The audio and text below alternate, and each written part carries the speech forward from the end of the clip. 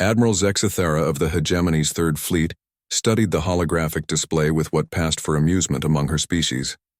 The small blue-green planet rotated slowly before her, its single moon casting gentle shadows across continents that teemed with life. Intelligence reports had been consistent. The inhabitants were a young species, barely having achieved interplanetary travel, with primitive weapons and laughably fragmented governments. They call themselves humans, her tactical officer, Commander Vril, reported with barely concealed disdain. Our xenobiological analysis indicates they're actually quite endearing.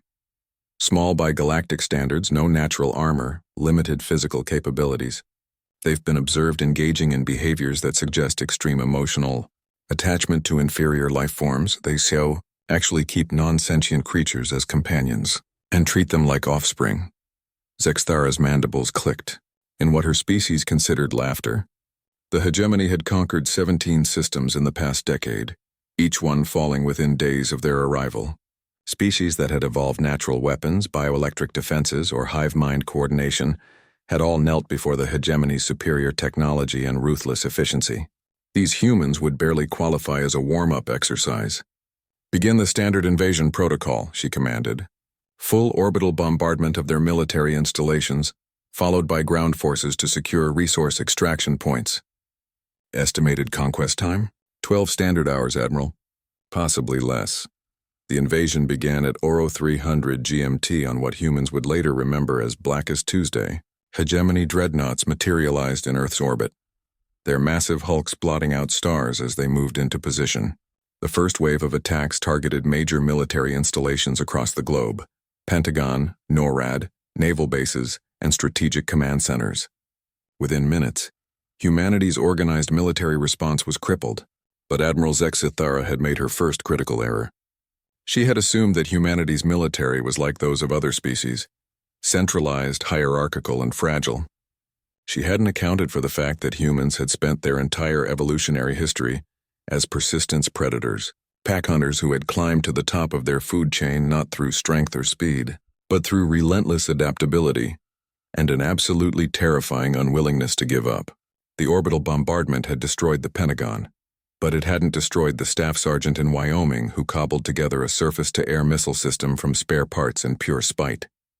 It had eliminated NORAD, but not the retired Air Force colonel in her basement in Colorado Springs, coordinating resistance efforts through ham radio and sheer bloody-mindedness. The naval bases were smoking craters, but the merchant marine captain who had lived through 3 tours in hostile waters was already retrofitting cargo ships with improvised weapon systems. When the Hegemony ground forces landed, they expected to find a demoralized population ready for subjugation. Instead, they found something that had never appeared in their xenobiological reports. Humans had an absolutely unique response to existential threats. They didn't just fight back, they got creative. Private Chen, a mechanical engineer before the invasion, had spent 6 hours in her garage creating something the Hegemony had never encountered: an improvised explosive device that used common household chemicals to generate an electromagnetic pulse. When Hegemony squads came door to door in her neighborhood, they found that their advanced armor meant nothing against a species that had turned improvisation into an art form. Dr. Sarah Williams, a pediatrician who had spent her career caring for children, watched alien soldiers march past her hospital. She saw them scanning for military targets, dismissing the medical facility as unimportant. What they didn't see was the network she had built overnight. Doctors, nurses, teachers, and parents coordinating through encrypted medical channels, turning every school, clinic, and community center into nodes of resistance. The Hegemony's second critical error was assuming that humans fought like other species, for territory, resources, or dominance. They didn't understand that humans, when backed into a corner, fought for something far more dangerous: each other. Marcus Thompson had been a kindergarten teacher before the invasion. Now he was leading a cell of resistance fighters through the ruins of downtown Chicago, and his motivation wasn't patriotism or politics. It was the memory of 26 5-year-olds who had looked to him for protection when the sky caught fire. Every alien soldier he encountered wasn't just an enemy combatant. They were the reason little Emma would never finger paint again, why Tommy would never ask him why the sky was blue. Within 72 hours, Admiral Zexathara was staring at casualty reports that defied all military logic. Her technologically superior forces were being systematically dismantled by a species that improvised weapons from kitchen utensils, turned children's toys into surveillance networks, and somehow managed to hack hegemony communications using modified game consoles. But the moment that truly shattered the hegemony's understanding came when they intercepted a human transmission. It wasn't a military broadcast or a propaganda message.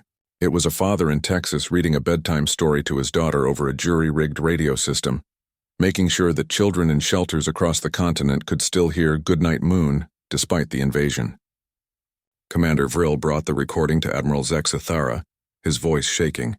"Admiral, I don't understand their psychology. They're facing extinction, but they're still taking care of each other.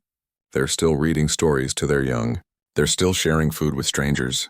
How do we fight an enemy that treats acts of compassion as acts of defiance?" Zexathara realized with growing horror that they had made a fundamental miscalculation. They had invaded a species that viewed kindness not as weakness but as strength, a species that became more dangerous not when cornered like individual animals, but when they remembered they were part of something larger than themselves. The final transmission from Admiral Zexathara to Hegemony Command was brief. "Immediate retreat authorized. Recommend Terra be designated as off-limits. These humans, they're adorable until they're not, and when they're not, they're absolutely terrifying." The hegemony withdrew after 6 days, leaving behind a planet that had been changed forever. But humanity had learned something crucial about themselves. They were never stronger than when they remembered that their greatest weapon wasn't technology or tactics. It was their stubborn, illogical, beautiful refusal to let each other face the darkness alone. Earth remained unconquered, and the galaxy took note.